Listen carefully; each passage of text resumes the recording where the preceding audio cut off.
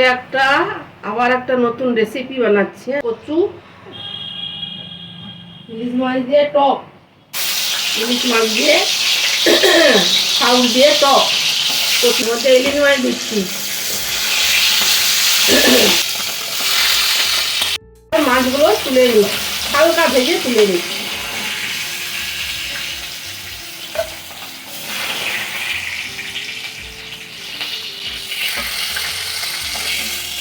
একটু ফোড়ন দিলাম,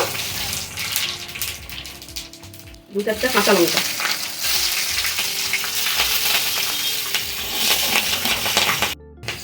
এরপরে কচু আর শাউল দিয়ে দিলাম।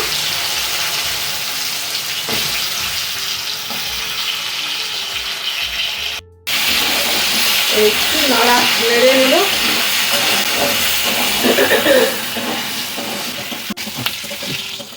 এবার এর মধ্যে তেঁতুল গোলানো জল দিয়ে দিচ্ছি,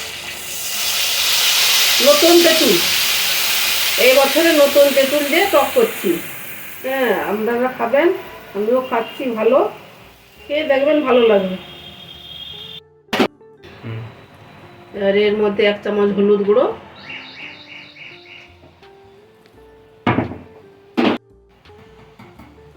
স্বাদ মতো লবণ, চিনি,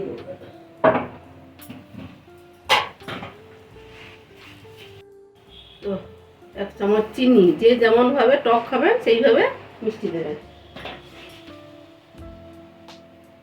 আমি 2 চামচ দিলাম। এরপরে একটু ফুট আসলে এই মাছগুলো এর মধ্যে ছেড়ে দেব।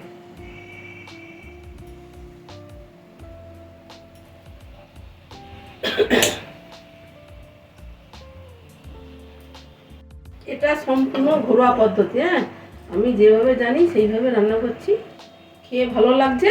আপনারা এইভাবে রান্না করে খাবেন, দেখবেন খুব ভালো লাগবে। ভালো লাগলে একটা সাবস্ক্রাইবার করবেন আর একটা লাইক করবেন, করে দেবেন। আবার একটা নতুন রেসিপি নিয়ে আসবো, তার জন্য আপনারা দেখতে থাকুন। একটু নামানোর আগে অল্প একটু তেল দিয়ে দেবো, তারপরে একটু 5 মিনিট ফুটবে, ফুটার পর নামিয়ে নিচ্ছি।